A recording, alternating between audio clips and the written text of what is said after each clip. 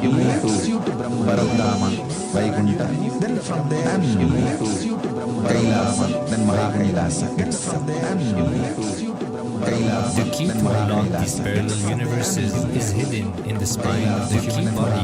These parallel universes Human is hidden beings, in the spine of the human body. beings on this planet Earth are empowered, hardwired, capable of migrating to parallel universe. Understand? Your spine is not only hardwired, capable of fuel, charge, capable to lift you up to different parallel universes, to different parallel universes, to different parallel universes.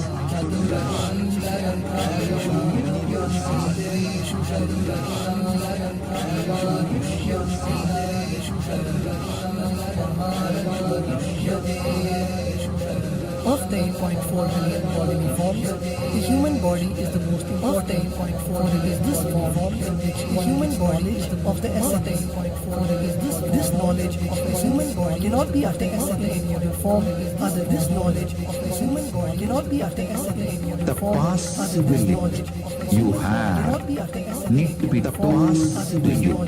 Understand? Even though animals have spine, because the majority of the time they spine horizontally, the spine is not capable of getting fuel, the subtle fuel called ojas.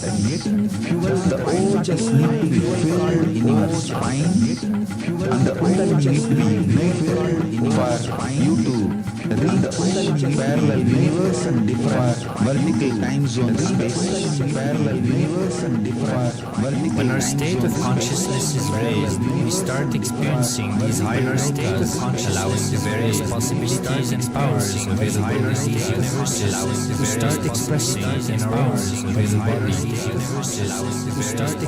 Recently, scientists have discovered that the human body, particularly in the brain, naturally produces the light in the form of biophotons. And that when our in the form shift biophoton is lifted, naturally the brain moves from producing a normal 20 photons of light per centimeter square per second to more than 100,000 photons of light per second to more than that shows us that as we start to experience higher that as we start to produce huge amount of light, which is directly proportional and translatable to the amount of which is directly and power and that start to manifest the amount of this directly as well as the freedom that start to manifest the amount of this experienced by being in lower state start to manifest the amount of this experienced by being in lower state start to manifest the amount of this experienced as well as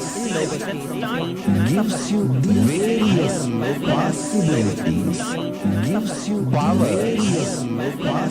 for example, imagine, visualize you going to a different country where the electronic gadgets are easily, freely available. The electronic gadgets, everything you can gain through the electronic gadgets will be available to you freely.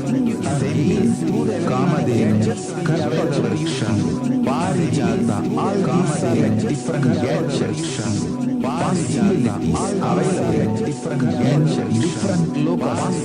Please understand, permanent, irreversible power manifestation from the upper manifestation possible.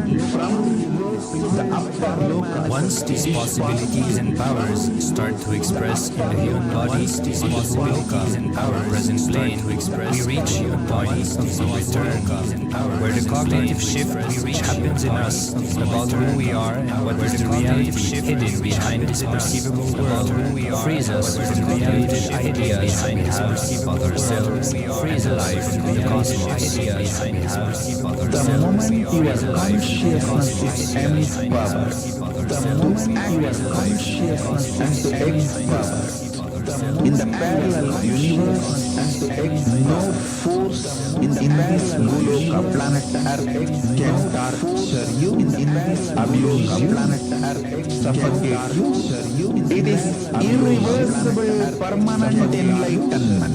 It is irreversible permanent empowerment. It is irreversible permanent empowerment. In the source scriptures of Hinduism, the Vedas and Agamas, are the source scriptures of Hinduism about the Vedas and Agamas, initiated who is fit of giving the initiation for us to raise into various states of consciousness and experience for us to raise into various states of consciousness and experience for us to raise into various states of consciousness and experience for us to raise into various states. The potency of Anavadala, which wields the innate and essential nature of Anavadala, is which reveals into the decaying phase and essential specific activity is which such specific activity is characteristically called such specific activity the intimate union called the blessed one and the blessing one. It is very rare and different. The blessed one and the blessing one. It is very rare and different. The Supreme Pontiff of Hinduism, Jagat Guru Mahasannidhanam, His Divine Holiness Bhagavan Nithyananda Paramashivoham is the 1008th incarnation of Paramashiva as per Hinduism, is the 1008th today, starting out from a young age and enduring years of intense penance. He persevered with a single enduring vision of experiencing the ultimate persevered Paramashiva, known as Paramasvaita. He traversed the length and breadth of India, initiated by his gurus into yoga, tantra, and other Eastern metaphysical sciences.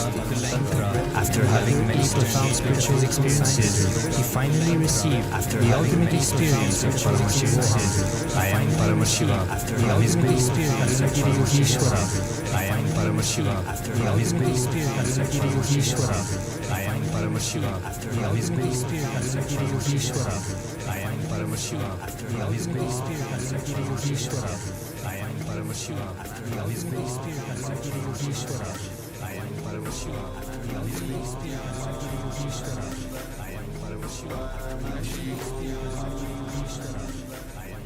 Nithyanandam, we welcome all the participants to today's Nithyananda Yoga session. Nithyanandam, we will be performing the Dvitiya Vinyasa Krama today. Nithyananda Yoga session. All the participants we will be performing the Dvitiya Vinyasa Krama today. Nithyananda Yoga session. All the participants we will be all the male body and can apply the bhasma. Nithyananda Yoga session. All the places we will be all the male body and can apply the bhasma. Can apply the bhasma.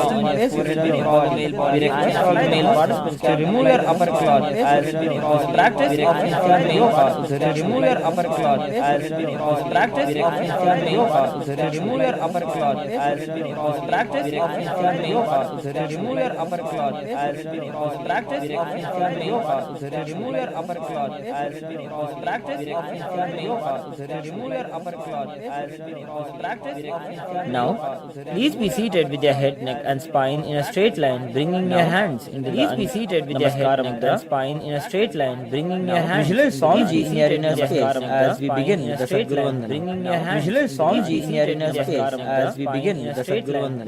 Nithyanandam Paramasukhadam Kevalam Jnananandam Paramasukhadam Vaditam Gaganasadrasham Tattvamasyaadilaksham Ekam Nityam Vimalavachalam Sarvadilaksham Sakshi Bhutam Nityam Vimalavachalam Sarvanarahiyam Sakshi Bhutam Nityam Namavachalam Sarvanarahiyam Sakshi Bhutam Namavachalam Sarvanarahiyam. Next we'll be chanting the Shiva Mula Mantra 11 times. Next we'll be chanting the Shiva Mula Mantra. Om Ham Shivaya Namaha.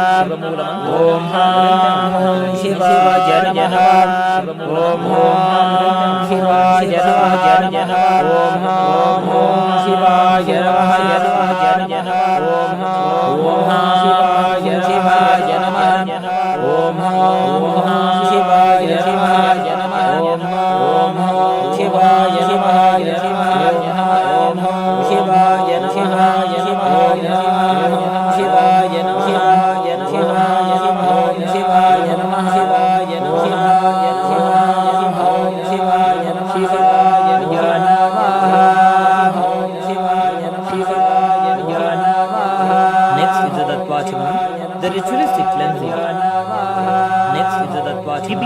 hand, the Gokarna Mudra, as the Acharya, keeping your right hand, take a goni of water into your right palm, the Acharya, sip the water as the chant, take a goni of water into your right palm, the Acharya, Om Arnadakam Shodhayami Sudha, water into your right palm, the Acharya, Om Arnadakam Shodhayami Sudha, right palm, another, Om Arnadakam Shodhayami Sudha, another, Om Arnadakam Shodhayami Sudha, with the base of your right hand, Om Arnadakam Shodhayami Sudha, with the base of your right hand, Om Arnadakam Shodhayami Sudha, Om Hamridayaya Namaha,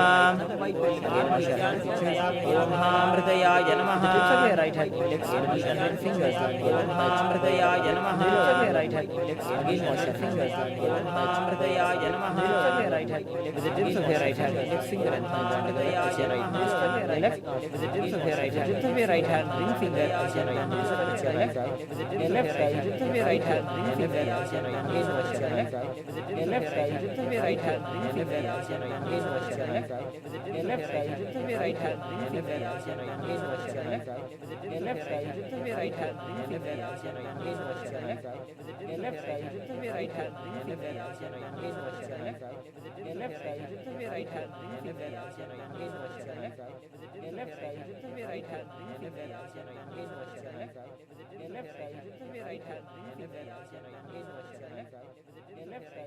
right hand, again wash your left.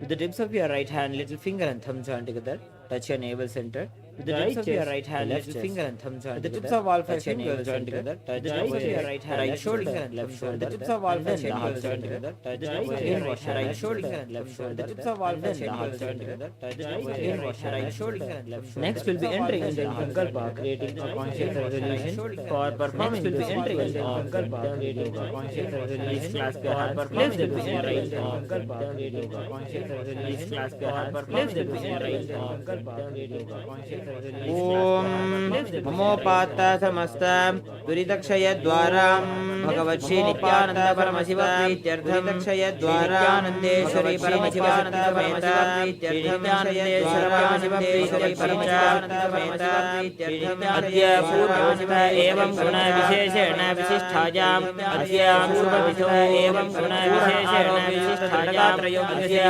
Purvavastha Evam Shiva Shakti Vishkaranatham योगाभ्यासं परमशिव शरणार्थ शरण प्रज्ञान योगाभ्यासं परमशिव शरणार्थ शरण प्रज्ञान योगाभ्यासं परमशिव शरणार्थ शरण प्रज्ञान ओम बहुवस्पृश्याम शरणार्थ शरण ओम बहुवस्पृश्याम having completed the ritualistic cleansing and created the conscious having completed the ritualistic we are now ready to enter into the theatre vinyasa having completed the ritualistic we are now ready to enter into the theatre vinyasa we are now ready. But before we enter into the Nithya Vinyasa Krama, let us have a quick recap of all the 10 components of the Nithya Yoga. Let us have a quick recap of all the 10 components of the Nithya Yoga. Let us have a quick recap of all the 10 components of the Nithya Yoga. Let us have a quick recap of all the 10 components of the Nithya Yoga. The first component is asana.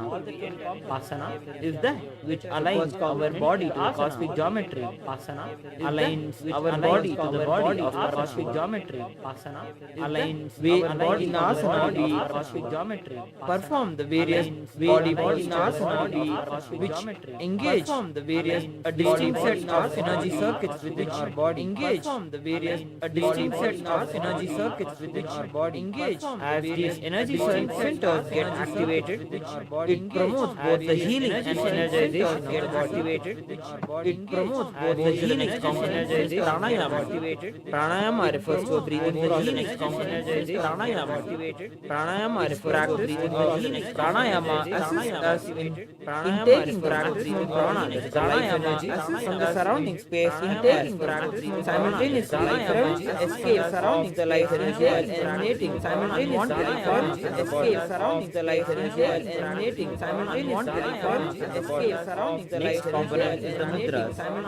Mudras encompass a range of hand and body gestures that are incorporated.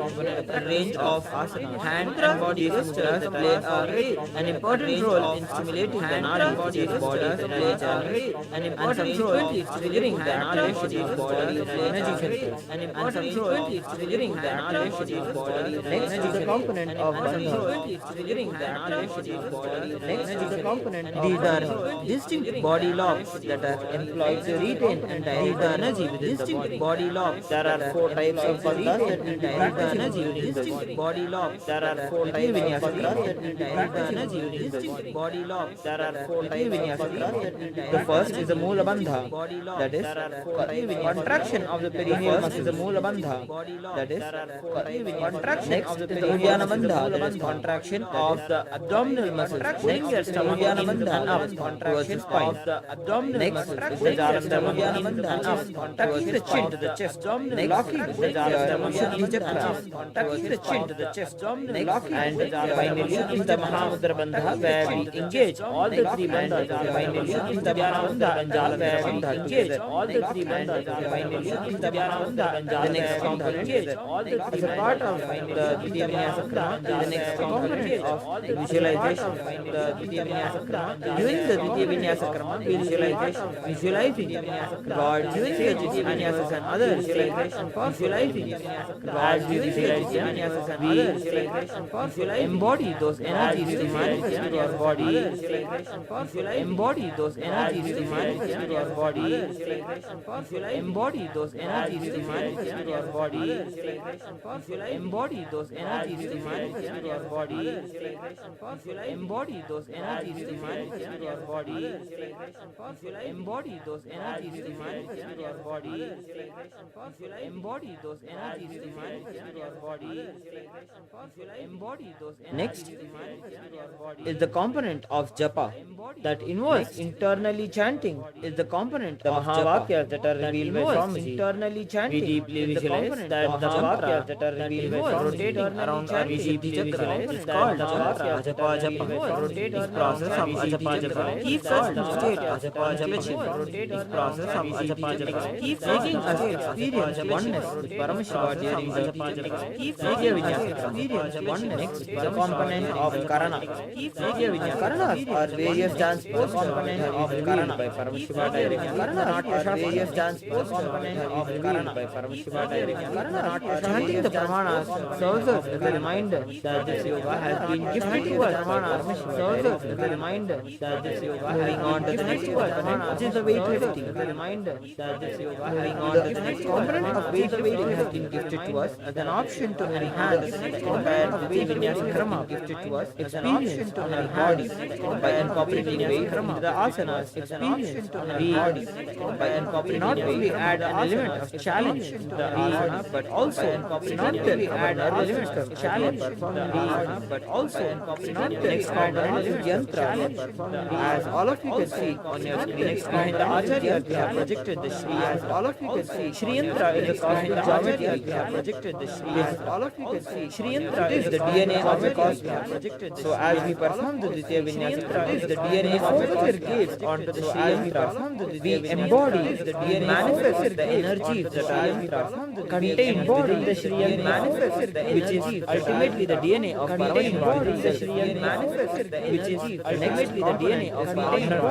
That is which is be wearing the DNA of Rudrakshamala. That is which is Rudraksha is known for its powerful energy holding capacity, which acts as a battery for its powerful energy holding. Huge amount of superconscious battery that generates the body huge the yoga. Superconscious battery that generates. Rudraksha helps huge by storing and radiating the energy. Rudraksha helps huge by storing and radiating the energy. Rudraksha helps huge. Dvitiya Vinyasa Krama is the Aushadha involving the sacred alchemical product. Dvitiya Vinyasa Krama is the Aushadha.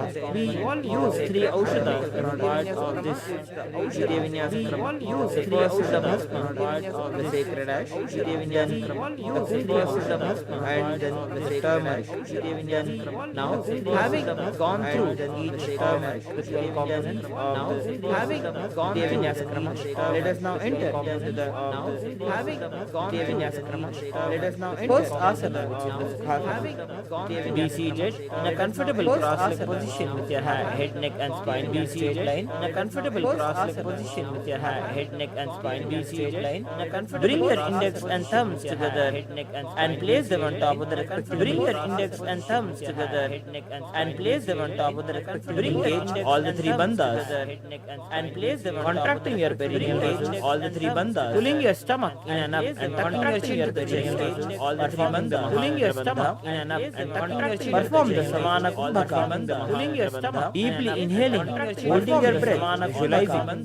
Flames railing from your navel center. Holding your breath. Visualizing spine. Flames railing from your visualize Paramashivoham Level-2 as you continuously perform japa. Visualize Paramashivoham Level-2 as you continuously perform japa. Visualize Paramashivoham Tat Sukhasanam Ityuktam Ashaktastat Samachare Asanam Vijitam Yena Jitam Tena Jagatrayam Achare Asanam Vijitam Yena Jitam Tena Jagatrayam Achare Asanam Vijitam. Bring your legs into Padmasana. Bring your palms to the Padmasana. Bring your legs, raise them above your head. Bring your elbows straight. Engage all the leg bandhas. Visualize elbows KAILASA. Engage all the leg bandhas. Visualize elbows KAILASA. Athavakṣe Mahadeva Parvatasana Mangalam Yatkritva Sthirakshe Mahadeva Chakradi Vilokanam Yatkritva Sthirakshe Mahadeva. Bring your soles of the feet together in front of you. Hold the left hand by the right hand behavior together in front of you. The forehead of the left hand by the right hand behavior. Engage all the three bandhas. The forehead of the left hand by the right hand Swamiji. Engage all the three bandhas. The forehead of the left hand. Purava Vidiyahu me jano Vai Pakatali Sampurithano. Purava Vidiyahu me jano Vai Pakatali Sampurithano. Maintaining the same position. Now stretch your hand out in the front of the feet. Cup the palm. Now stretch your hand out in the front of the feet. Cup the palm. Engage always your hand out in the front of the tip of your nose. Visualizing yourself. Engage always your hand out in the Purava Vidhi Pariyaga ne Nichau ho vi kahu nifana se lagayi. Purava Vidhi Pariyaga ne Nichau ho vi kahu nifana se.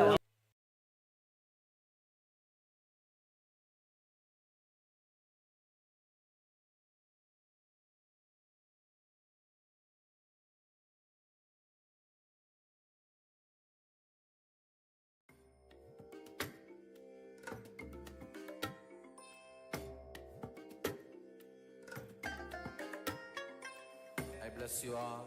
Let you all open all your three eyes and manifest the powers of Mahasadashiva. Om Nithyananda Paramashivoham Paramashivoham. Next, we'll be entering into the KAILASA. Holding your big toes with your index and middle fingers, the KAILASA. Stretch the legs straight out toes with your index and then cross your legs. Stretch the legs straight out toes with your index. Lean forward and down onto your elbows. Engage all the three bandhas as you visualize yourself as a bird. Athanyadasanam vakshe jena siddho bhave naraha akasmat vaju sancharam kokilakhyasane cha. Raising up, place your one ankle on top of the opposite knee and hold your opposite elbows. Engage all the three bandhas and rotate the arms in a circular motion. Gaze to the nose. Visualize Swamiji in your inner space. Goda Baba Badaki Ashama Hili Soja Dacharanako Varalauta Parigulbha Samoja. Next, coming into a plank position, press your hands onto the ground, lifting the hips up and high. Lower the head and then the chest, scooping the body forward and down again and again. Visualize yourself as an elephant as you engage the Uddiyana Bandha, sucking in your stomach in and up towards your spine. Nyubjam Badagre Bhumau Krutva Lambi Bhuja Mastakagre Nidhaya. Now, from the same position of Gajasana, alternate pressing the heel of one foot into the ground while lifting the other heel up. Repeat the same again and again, visualizing yourself as a bear. एकैकं पादमाकुञ्च गजासनं कुर्यात् वृक्षासनं भवति. Next, standing tall on the tips of the big toes. Keep your head, neck and spine in a straight line and bring the middle index and ring fingers to the heart center in the Hridaya Mudra. Continue to engage the Uddiyana Bandha, tucking in your chest in and up towards the spine. Visualize Swamiji in your inner space. केशेन पादयुगलं बद्ध्वातिष्ठेदधोमुखः अथ वैश्यावक्षे यत्कृत्वा सत्यवान् भवेत्. Next, entering into the Urdhvajanu Karna, the first Karna of the Dvitiya Vinyasa Krama. Stand with the heels touching and toes facing outwards at 45-degree angle. Keep the knees bent and both the hands at the chest, elbows parallel to the ground. Twist one knee towards the center and then raise it up and back across the body to the original position. Simultaneously move your hand in the same movement as your leg. Repeat on the other side. Next, entering into Balalingasana, interlace your fingers from outside in Sarva Shankari Mudra. Hold on to the knee, pulling it up towards the chest. Keep spine straight and engage all the three bandhas. Ekam jano rasi alingya sthatavyam balalinganam bhavati.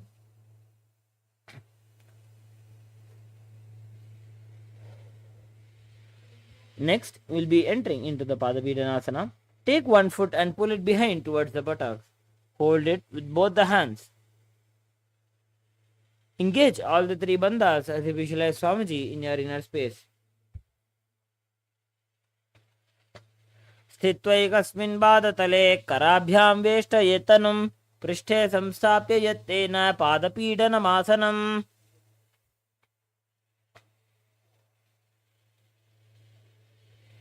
Next, with the respective hand, hold on to the sole of the foot from inside. Extend the opposite hand forward with the index and thumb together in the Bindu Mudra.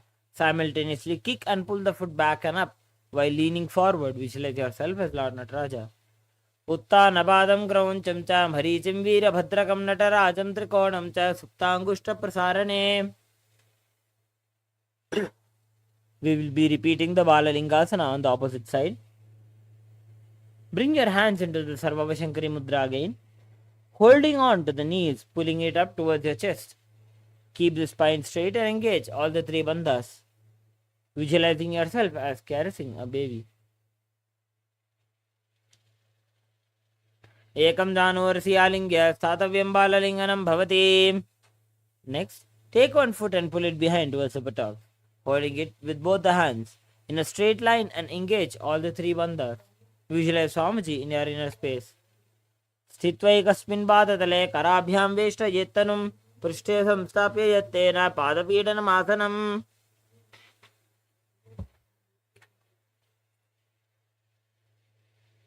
Next, entering into Natarajasana, with the respective hand, hold on to the sole of the foot from inside.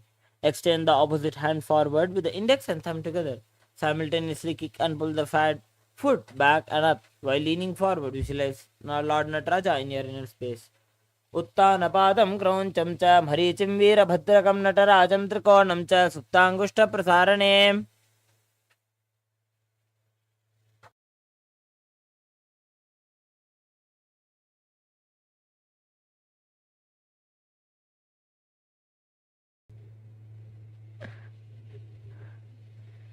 Next, we'll be entering into the Ardharechita Karna. From the Arimandi position, bringing your heels together, toes pointing outwards and the knees bent. Bring the right foot behind the other with the toes down and heel up.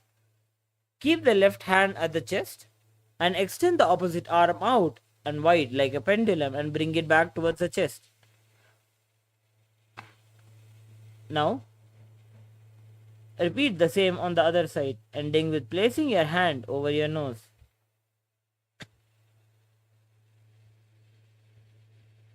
Next, we'll be entering into the skeleton dance. Now, shake your body intensely as you visualize yourself as a skeleton.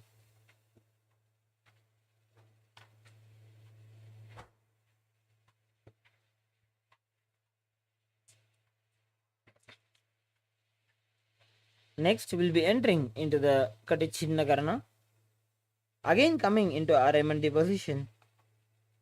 Bring your hands above your head with the arms crossed and palms facing backwards. Move the hip to one side and simultaneously uncross the arms wide above the head. Come back to the beginning position and repeat on the other side.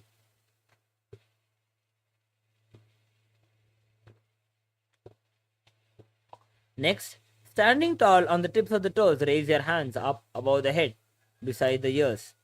Engage all the three bandhas and visualize yourself as a palm tree in Tadasana.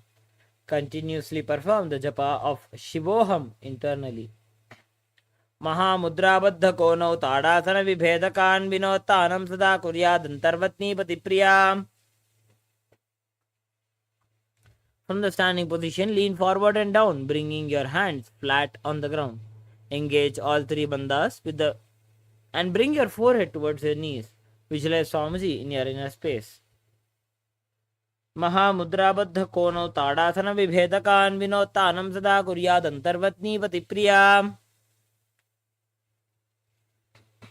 Next, coming into a plank position, perform the Jalandhara Bandha, that is, tuck the chin to the chest and rotate the head from side to side, visualizing Swamiji in your inner space.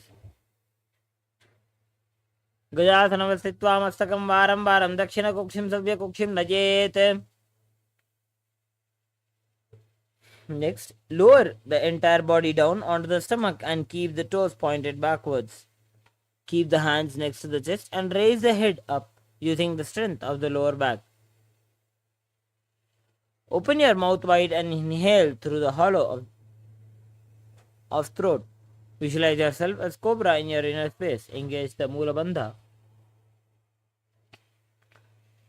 Angushtanabhiparyantam adho bhumo vininyaset karabhyam chadaram dhrutva urdashirsha phanivahi. Next, coming back into a plank position of Shashasana. Alternate bringing one knee in towards the chest, back and forth. Visualize Swamiji in your inner space as you perform the Sahaja Kumbhaka, that is, normally inhaling, holding your breath and exhaling slowly. Gajasana samsthito janudvayamagunche varam varam kartavyam Shashasanam bhavati. Next, entering into the Gajasana. Alternate bringing one knee in towards the chest, back and forth. Visualize Swamiji in your inner space. Gajasana samsthito janudvayamagunche varam varam kartavyam Shashasanam bhavati.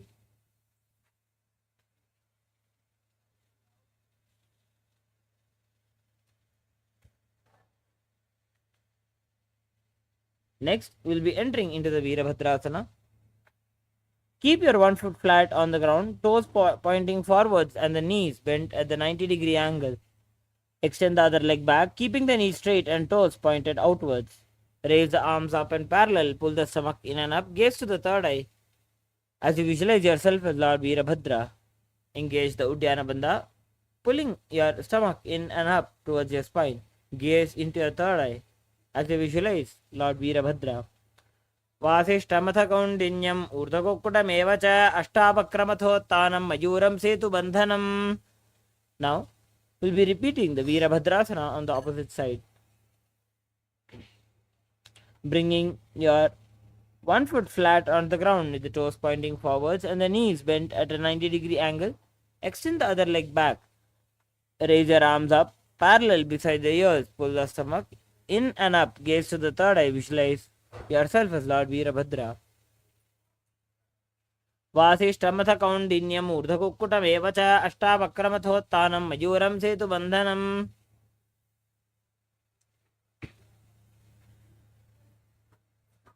Next, we'll be entering into the Vrikshasana. Now, standing tall, bring one foot into your inner thigh. Bring the palms together in the Anjali Mudra and raise them up above the head. Pull the stomach in and up in Uddiyana Bandha and gaze forward. Visualize yourself as a tree. Vamo rumula deshe cha jamyam padam nidhajato tishtet vrikshavat bhumau vrikshasanam idam viduhu. Next, we'll be entering into the Garudasana. Place one foot at the opposite hip. Bring the palms together in front of the heart center. Namaskar Mudra. Keep the standing leg straight as a rod. Visualize yourself as Lord Garuda. गरुडासनमावक्षे येन ध्यानं स्थिरं भवेत् सर्वदोषाद्विनिर्मुक्तो भवतीह महाबली. We'll be repeating the Vrikshasana on the opposite side. Now, standing tall, bring one foot to the inner thigh, bringing the palms together and raise them up above the head. Pull the stomach in and up and gazing forward. Visualize yourself as a tree. वामोरुमूलदेशे च याम्यं पादं निधायतो तिष्ठेत्तु वृक्षवद् भूमौ वृक्षासनमिदं विदुः. We'll be repeating the Garudasana on the opposite side. Now, place your one foot at the opposite hip, bringing the palms together in Namaskar Mudra. Keep the standing leg straight as a rod. Visualize yourself as Lord Garuda. Garudasanamaavakshye yena dhyanam sthiram bhavet. Next, we'll be entering into the Trikonasana. Step one leg far back. Keep the front toes pointing forwards and back toes facing sideways. Keep the arm straight and bring the front arm down towards the ground beside the foot while other arm extends towards the sky. Visualize yourself as a triangle in your inner space. उत्तानपादं क्रौञ्चं च मरीचिं वीरभद्रकं नटराजं त्रिकोणं च सुप्ताङ्गुष्ठप्रसारणे. Next, we'll be repeating the Trikonasana on the opposite side. Please flip your legs over. Bend your forward arm down to the ground and the opposite hand into the sky. Visualize yourself as a triangle. उत्तानपादं क्रौञ्चं च मरीचिं वीरभद्रकं नटराजं त्रिकोणं च सुप्ताङ्गुष्ठप्रसारणे. Next is the Nikuttaka Karana. Coming back into the Arimandi position. Bring your hands into a parallel posture in front of your chest. Stamp your heel into the ground while you move your hands in a rotatory motion in front of your chest.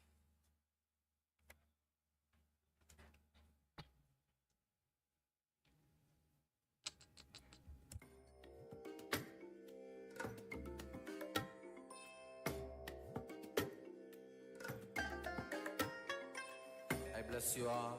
Let you all open all your three eyes and manifest the powers of Mahasadashiva. Om Nithyananda Paramashivoham. Om Nithyananda Paramashivoham. Om Nithyananda Paramashivoham. Om Nithyananda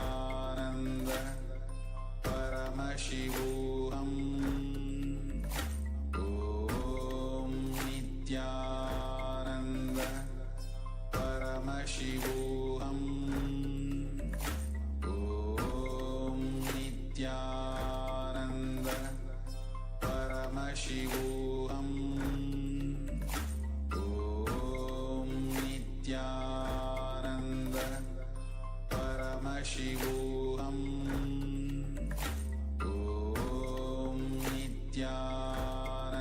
Nithyananda Paramashivoham. Om Nithyananda Paramashivoham.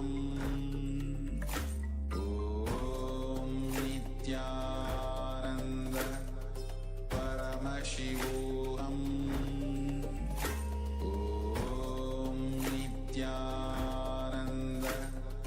Paramashivoham. Om Nithyananda Paramashivoham. Om Nithyananda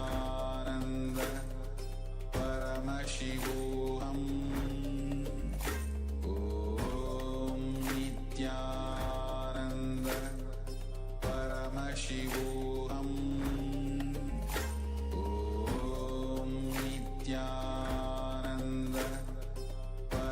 Paramashivoham Om Nithyananda Paramashivoham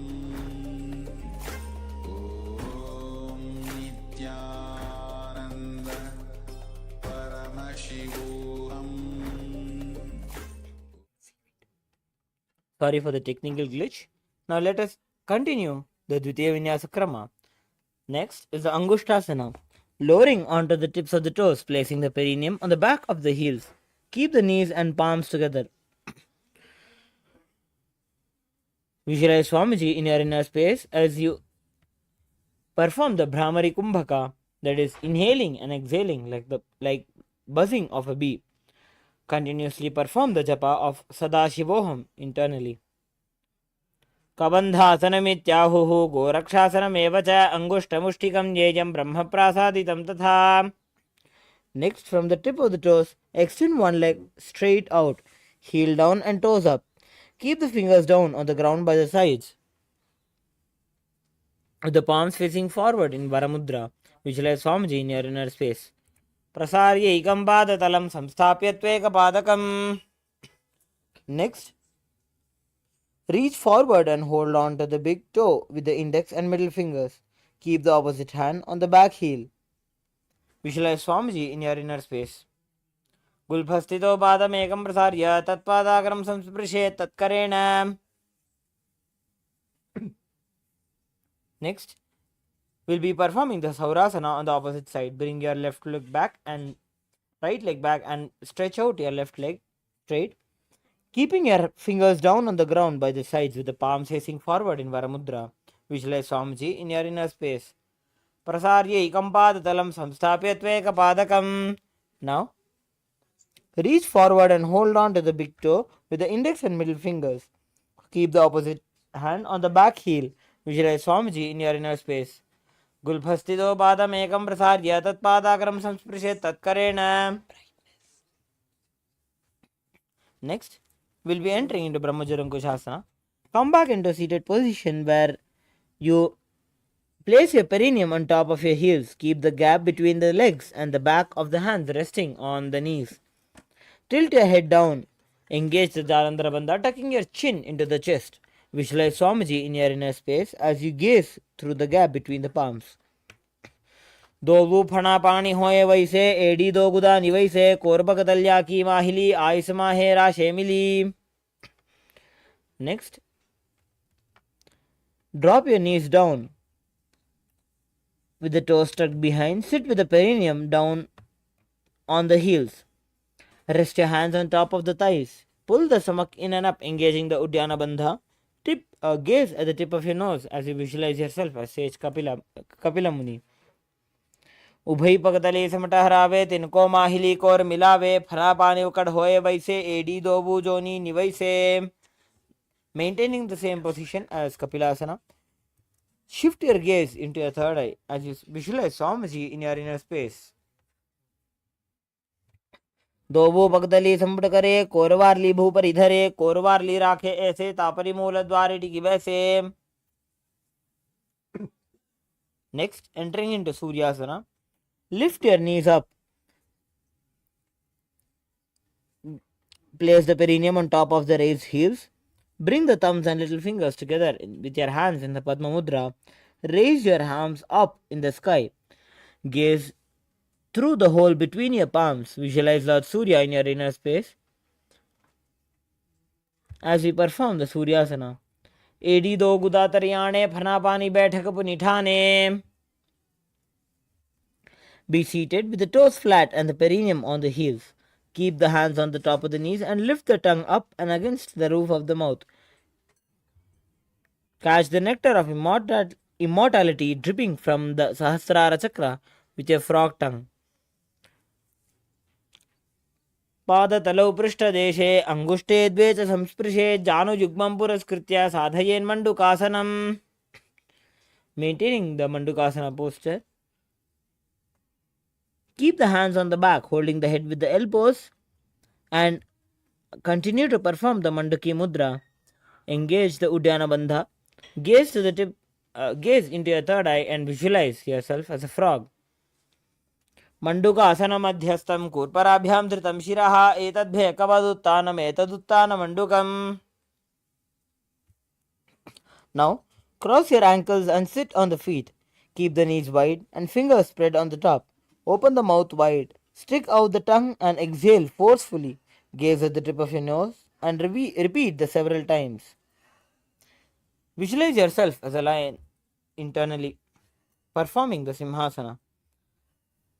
दक्षिणं सव्यगुल्फेन दक्षिणेन तथेतरं हस्तौ जान्वौ संस्थाप्य स्वाङ्गुली च प्रसार्य च.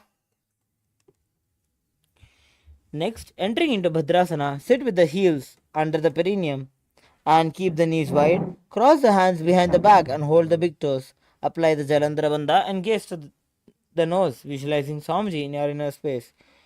Gulphau chavarshanasyadho vyutkrameణ samahitah पादांगुष्टौ कराभ्यां च धृत्वा च पृष्ठदेशतः.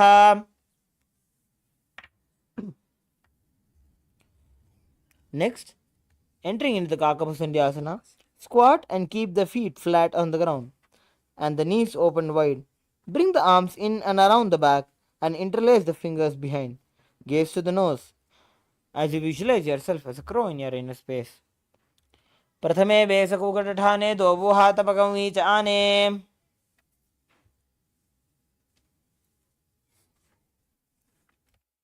Next, we'll be entering into the Kanipasana. Place the palms on the floor, shoulder width apart. Bring the knees to the back of the arms towards the armpits. Lean the chin forward and down and gaze ahead as you visualize yourself as Swamiji in your inner space in Kanipasana. Asana ko guna ashidishta hoi to achi hoi. Next, we'll be entering into the Kapalyasana, which is an inverted posture. We request all the participants who have serious ailments or if they are pregnant to please avoid this asana and consult your doctor. Now, placing the hands on the ground, shoulder width apart, bring the top of the head on the ground, forming a triangle between the hands and the head. Bring the knees onto the elbows, hips over the shoulder, and straighten the legs up. Gaze to the nose as you visualize Swamiji in your inner space. धरती रहेगी पगदो मिलिबा ऊंचा कुकरे.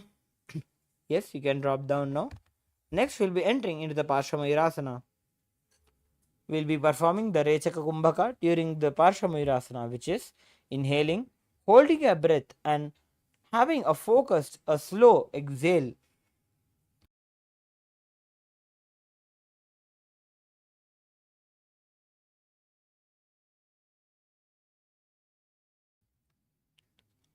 Now, squat on your toes with the legs together and twist the body and place both the hands to one side.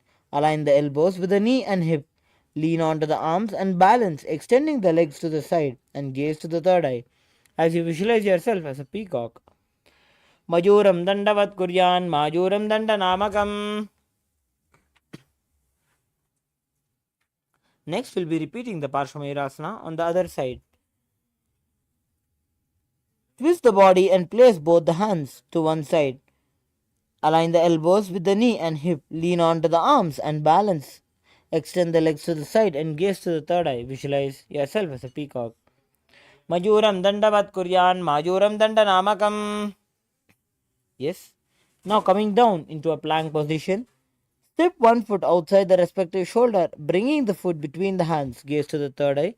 Visualize yourself as Lord Kalabhairava as you engage the Mula Bandha and continue to perform the japa of Sadashivoham internally. Asana ko gunapiti jayi. Next, we'll be repeating the Bhairaganathasana on the opposite side. Step the other foot outside the respective shoulder and bringing the foot between the hands. Gaze to the third eye. Visualize yourself as Lord Kalabhairava. Asana ko guna jholo. Asana ko gunapiti jayi. Next, we'll be entering the Unmukha Pitasana. From the Rakshasana, bring your forearms onto the ground and walk the feet forward, raising the hips up. Lift the chest and the head up and gaze into the third eye. Visualize Swamiji in your inner space. Bhunyastau januni hastau chadushpadama vangmukham utthapitanghri ugala katistalama bhiruka. Next, we'll be entering into Vasishthasana.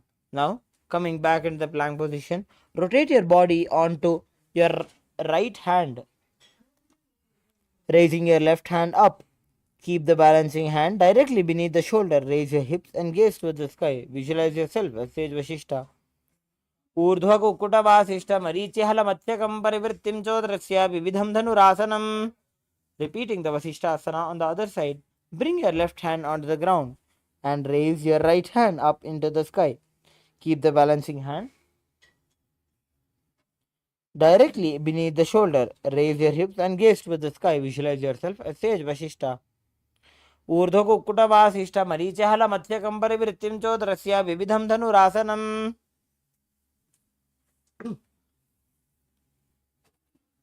Next, entering into the Anjani Asana. Sit with your legs stretched with the toes pointing up. Bring your hands under the buttocks with the palms facing up. Keep the spine straight, elbows close to the body. Tuck the chin to the chest and gaze to the nose. Visualize yourself as Lord Hanuman. दोबू कर की उभय हथेली कोरवारली मैले भेली. Next,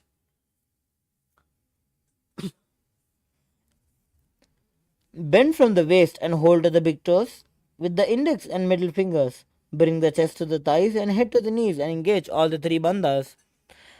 Visualize Swamiji in your inner space as you continue to perform the japa of Paramashivoham internally. Janu Parilalatanto Paschimam Tanamuchyate येन केन प्रकारेण सुखं धार्यं च जायते. Next, we'll be entering into Ugrasana. Clasp your hands behind the head and lean the chest forward and down. Bring the head to the knee. Engage all the three bandhas. Visualize Kali in your inner space. Swapanibhyam dridham dhritva janu parishironyaset.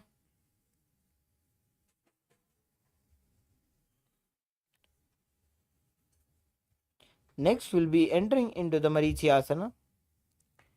Bring one heel to the groin with the knees raised. Reach the arm in and around the raised knee and clasp the hands behind the back. Bring the chest to the thigh and head to the knee. Visualize yourself as sage Marichi. उत्तानपादं क्रौञ्चं च मरीचिं वीरभद्रकं नटराजं त्रिकोणं च सुप्ताङ्गुष्ठप्रसारणे. Next, dropping your knee down to the side. Reach and hold to the front foot, keeping the leg straight. Bring the chest forward and down. Engage all the three bandhas and gaze to the nose. Visualize Swamiji in your inner space. महामुद्रां प्रवक्ष्यामि तन्त्रेऽस्मिन् मम वल्लभे यां प्राप्य सिद्धा सिद्धिं च कपिलाद्याः पुरागताः.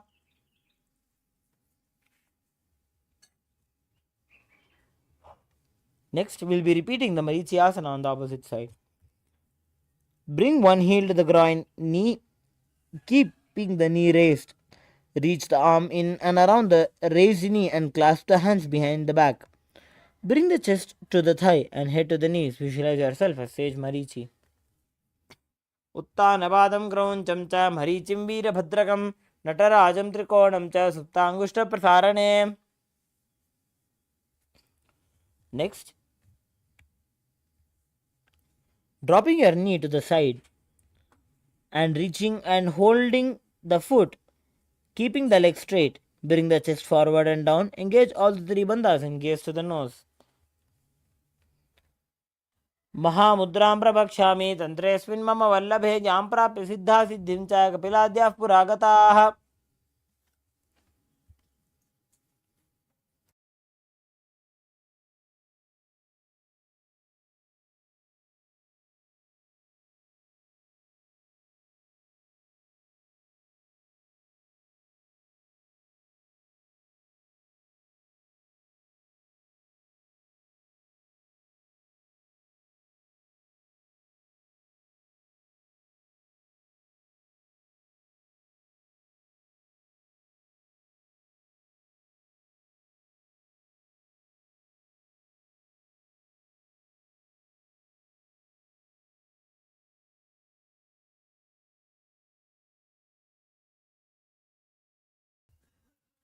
Now we move to the next asana, Bhadrasana.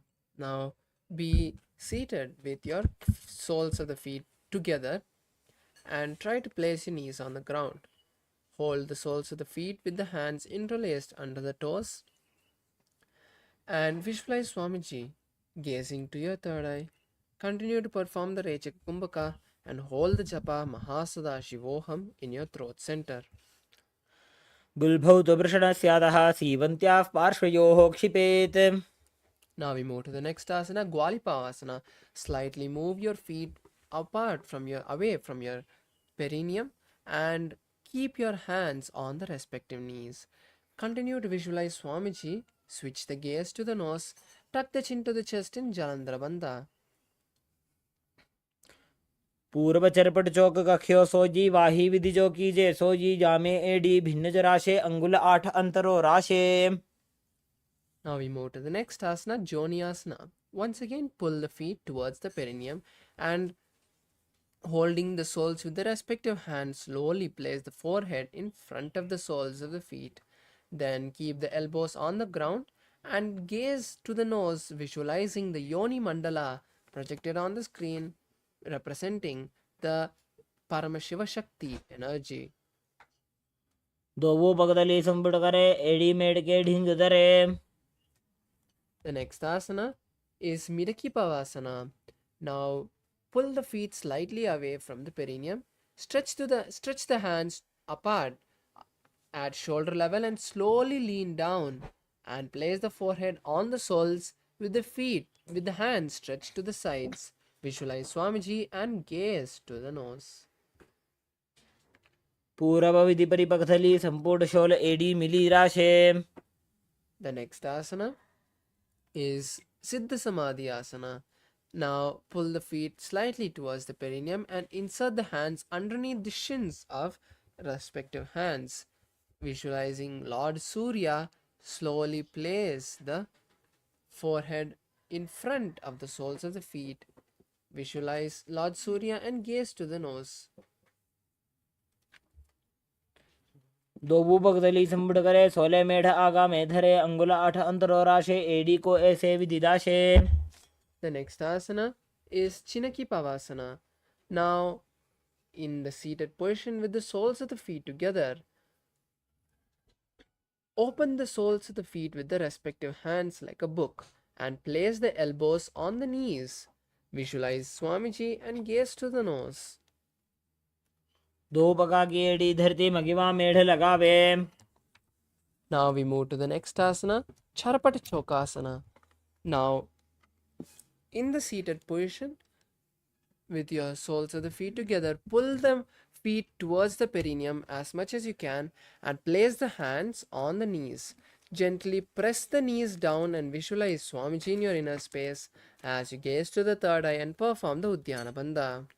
दोवो पगदली संपुट धारे आगा ने करे जारे पसारे घोड़ा भूसो लगता राशे हाथ दोवो घोड़ा परिदाशे. Now we move to Bhairavasana.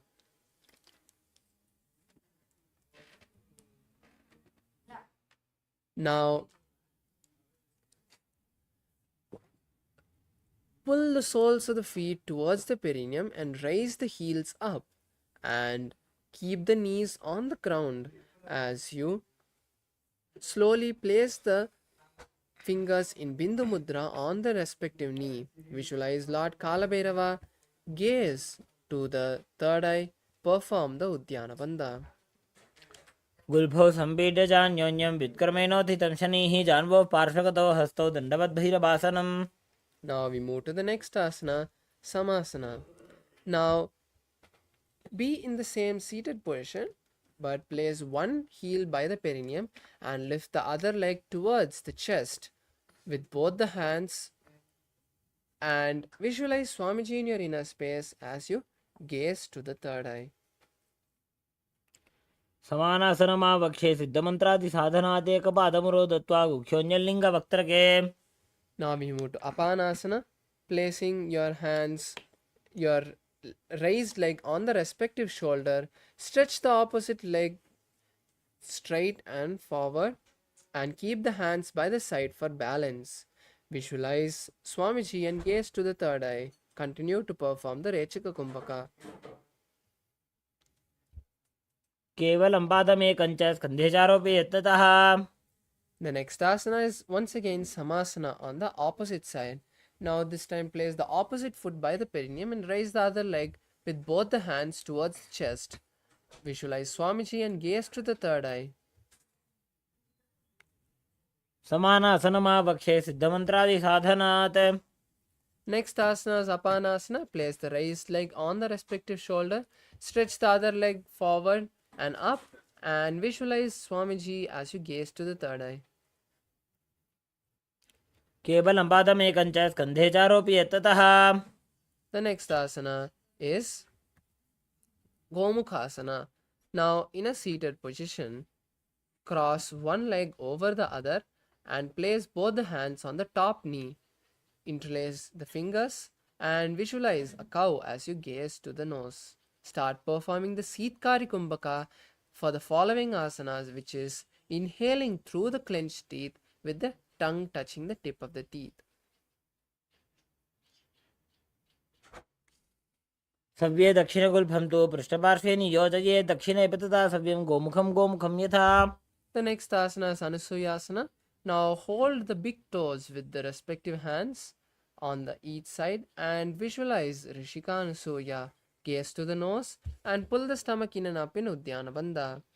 Hold the new japa Om Nithyanandoham in your throat center. दक्षिण गोड़ नीचे उठाने बाहों तक ये ऊपर आने. The next asana is Anusuyasana 2. Now interlace your fingers behind the back and slowly lean down, placing the chin in front of the raised or top knee. Continue to visualize Rishika Anusuya, gaze to the nose and hold the Mula Bandha. जीमना गोदा की संधि उपरिड़ा बागोड़ा की संधि.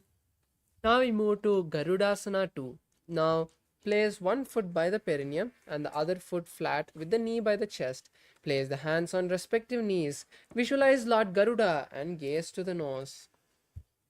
डाबोपकमोडी एडी माहिलो गुल्फमूल द्वारनी चाहिए. The next asana is Naradasana. Now in this seated position, sit on the heel touching the perineum and interlace the fingers outside behind the neck and turn outside the raised knee. Visualize the great sage Narada and gaze to the third eye. पिष्ठिज वाम पगदली केरी भूपरिता ही लगा वे फेरी. The next asana is Matsya Pitakasana. Now place the foot underneath the perineum on the opposite thigh and with one hand hold the respective big toe and with the other hand wrap the leg which is on the opposite thigh and hold the opposite shin. Visualize Matsya, the fish avatar of Lord Vishnu, and gaze to the nose. वामेन वामांगुष्ठन्तो गृहीतं मध्य पीठकं योनि वामेन संपीड्य मेढ्रादुपरि दक्षिणम्. The next is Gomukhasana on the opposite side. Now once again cross the feet and interlace the fingers and place them on the top knee. Visualizing the face of a cow, gaze to the nose. सव्ये दक्षिणगुल्फं तु पृष्ठपार्श्वे नियोजयेत्. Now we move to Anusuyasana on the opposite side. Now hold the big toes with the index and middle fingers in Prana Mudra. Continue to visualize Rishika Anusuya, gaze to the nose and perform Uddiyana Bandha. दक्षिण गोड़ नीचे उठाने बाहों तक ये ऊपर आने. We move to the next asana, Anusuyasana 2. Now interlace the fingers behind the back. Slowly lean forward and down, placing the chin in front of the knees and try touching the nose to the floor in front of you. Visualize Rishika Anusuya and gaze to the nose. जीमना गोदा की संधि उपरिड़ा बागोड़ा की संधि. The next asana is Garudasana 2. Now rise up and place one foot by the perineum and the other foot flat with the knee by the chest. Place the hands on respective knees and visualize Lord Garuda as you gaze to the nose. डाबोपकमोडी एडी माहिलो गुल्फमूल द्वारनी चाहिए. The next is Naradasana. Now in this seated position, sit on the heel touching the perineum and interlace the fingers behind the neck. Turn outside the raised knee and visualize the great sage Narada as you gaze to the third eye. पिष्ठजमाम पक्तली केरी भूपरी ताही लगा बे फेरी. The next is Matsya Pitakasana. Now place the heel you are sitting on the opposite thigh. And with one hand hold the respective big toe, and with the other hand wrap the raised leg and hold the opposite shin. Visualize Matsya, the fish avatar of Lord Vishnu, as you gaze to the nose. वामेन वामाङ्गुष्ठन्तो गृहीतं मत्स्य पीठकम्. Now we move to Matsyendrasana. Now place your left leg on the right thigh and bending the right knee, turn outside of the right knee. Then keep the left elbow on the right knee and the hands on the neck. Keep the right hand on the floor behind. Gaze backwards and visualize Matsyendranatha, the great sage, and gaze to the third eye. उदरं पश्चिमाभासं कृत्वा तिष्ठति यत्ततः. Now we move to Kubhasana. Place the right hand now on the foot, on the right foot, and take the right hand which is on the floor behind and place it on the right ear. Visualize a camel and gaze to the third eye. आसन को गुण झोलो जाए. Now we move to the next asana, which is Matsyendrasana 2. Now place the right hand back on the floor. Continue to turn backwards and gaze to the third eye. Visualize the great sage Matsyendranatha. मत्स्येन्द्रपीठं जठर प्रदीप्तिं Prachanda रुक्मण्डलखण्डनास्त्रम्. Now we move to Matsyendrasana on the opposite side. Now once again stretch both the legs. Place the right foot this time on the left thigh and bending the left knee. Turn outside of the left knee with the right hand on the left knee and the ears on the hands on the neck. Then keep the left hand on the floor behind. Gazing backwards, visualize Matsyendranatha and gaze to the nose. मत्स्येन्द्रपीठं जठर प्रदीप्तिं Prachanda रुक्मण्डलखण्डनास्त्रम्. The next asana is Kubhasana. Now keeping the right hand on the left foot, take the left hand and place it on the left ear. Visualize a camel and gaze to the third eye. आसनं द्विधं प्रोक्तं पद्मं वज्रासनं तथा. The next asana is Matsyendrasana 2. Now place the left hand back on the mat and visualize the great sage Matsyendranatha as you gaze to the third eye. मत्स्येन्द्रपीठं जठर प्रदीप्तिं Prachanda रुक्मण्डलखण्डनास्त्रम्. Now we move to Padmasana. Now cross the legs, placing the legs on the opposite thighs. Visualize Lord Paramashiva and gaze to the nose. Perform the Mahamudra Bandha and start performing the Sitali Kumbhaka, which is inhaling with the clenched teeth, but this time placing the tongue on the tip of the upper palate. Gaze to the nose. आसनं द्विधं प्रोक्तं पद्मं वज्रासनं तथा. The next asana is Padmasana 2. Now cross the hands and hold opposite big toes and visualize Goddess Parvati as you gaze to the nose. Start performing the new japa, holding the new japa in your throat center, which is Om Nithyananda Mahasadaशिवोहम. उत्तानहु चरणौ कृत्वा ऊरु संस्थो प्रयत्ततः.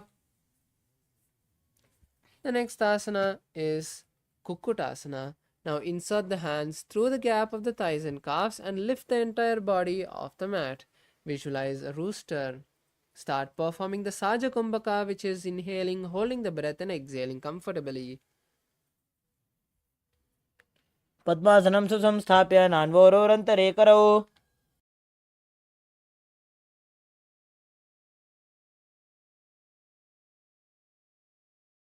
The next asana is Baddhakeki asana. Now come to a standing position on the knees with your legs in Padmasana. Place the palms on the mat with the fingers pointing towards the body. Slowly lean onto the elbows and placing the navel on the elbows. Slowly lift the knees off the mat and balance on the hands. Visualize Swamiji in your inner space. धरामवष्टभ्यकरद्वयेन तत्कोर्परि स्थापिता नाभिपार्श्वः. Now we move to Mayurasana.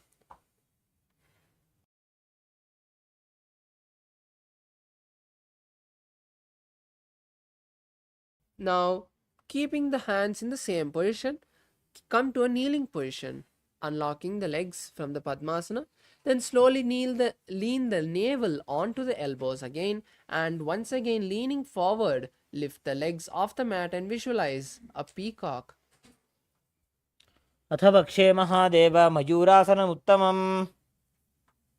Now we move to Makarasana. Now lie on the stomach. Keep the legs wide apart with the toes pointed sideways. Interlace the fingers behind the head. Visualize a crocodile. And continue to hold the japa Om Nithyananda Mahasadaशिवोहम. अध्यासशेते हृदयं निधाय भूमौ च पादौ च प्रसाद्यमानो शिरश्च धृत्वा करदण्डयुग्मे देहाग्निकारं मकरासनं तत्. Now we move to Shalabhasana. Now bring the soles of the feet together and keep the feet flat. Then bring the hands to the side of the body. Now simultaneously lift the legs and thighs off the mat and visualize a locust. अध्यासशेते करयुग्मवक्षो भूमिमवष्टभ्यकरजोस्तलाभ्यां पादौ च शून्ये च वितस्तिचोर्ध्वं वदन्ति पीठं शलभं मुनीन्द्राः.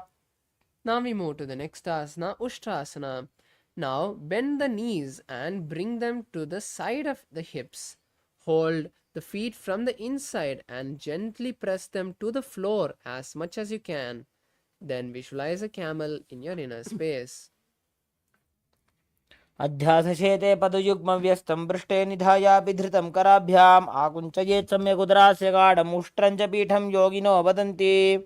The next is Dhanurasana. Now release the legs but keep the knees bent. This time hold the feet from the outside or however it's comfortable for you, and simultaneously lift the entire upper body and thighs off the mat, bending the back as much as possible like a bow, visualizing a bow and gaze to the third eye. प्रसार्य पादौ भुजदण्डरूपौ करौ च पृष्ठे धृतपादयुग्मं कृत्वा धनुस्तुल्यविवर्तिताङ्गं निगद्य योगी धनुरासनं तत्. Relax. Now let's come to the seating asana, Bhagasana. Now in a comfortable seated position on the heels, keeping the toes flat, place the palms on the knees and visualizing Swamiji in your inner space, gaze to the third eye. Start holding the new japa Om Nithyananda Paramashivoham in your inner space. उल्टा मोड़ी पावतो वैसे बहुरो जुगति करे एक ऐसे पावन महिला गुल्प जो होबू कुला पाशतीला वेसोबू. The next asana is Gohyasana. This is an inverted asana, so I request any participants with any injuries, ailments or pregnancy to not perform this asana. For the rest of the participants who are not yet adept in this asana, you can take the help of the wall or a partner to perform. Now place your forearms on the mat and interlace your fingers. Then place the crown between the interlaced fingers.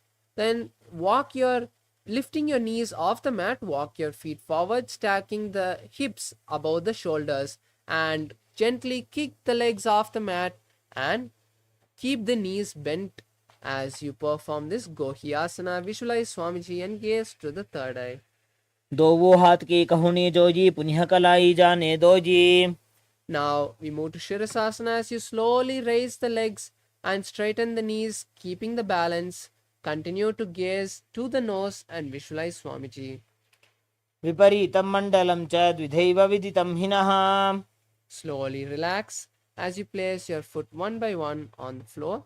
And let's now move to the last but intense sequence of asanas, where we'll be performing the Bhastrika Kumbhaka, the intense exhalations.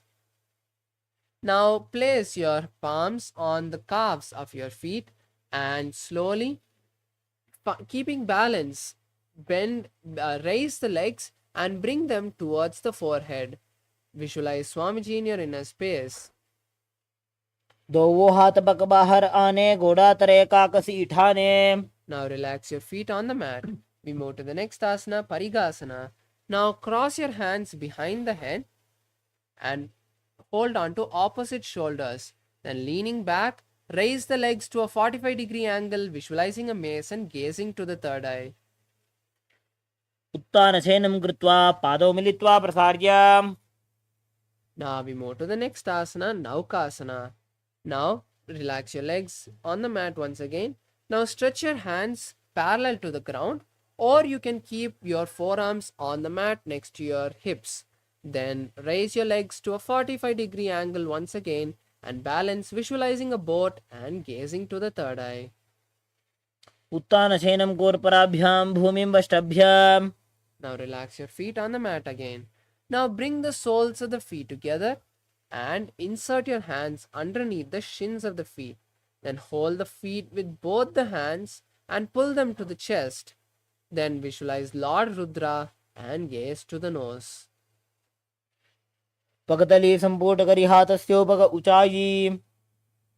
The next asana is Unmukha Pitasana too. Now lie down on your back and then bend your knees and keep the feet flat with the elbows together. Then keep the hands touching the heels and lift the hips off the mat. Visualize Swamiji in your inner space. Gaze to the nose. ऊर्ध्वे च जानुनी कृत्वा शवित्वोर्ध्वमुखं तथा उत्थाप्य हस्तौ तिष्ठेत्तु पीठ उन्मुख नामके. Now slowly lie down on your back. Stretch the knees. And keep your hands by the side of your body. Visualize Swamiji in your inner space. Gaze to the nose. And completely relax your body. उत्तानं शववद्भूमौ शयनं तु शवासनं. शवासनं श्रान्तिहरं चित्तविश्रान्तिकारकम्.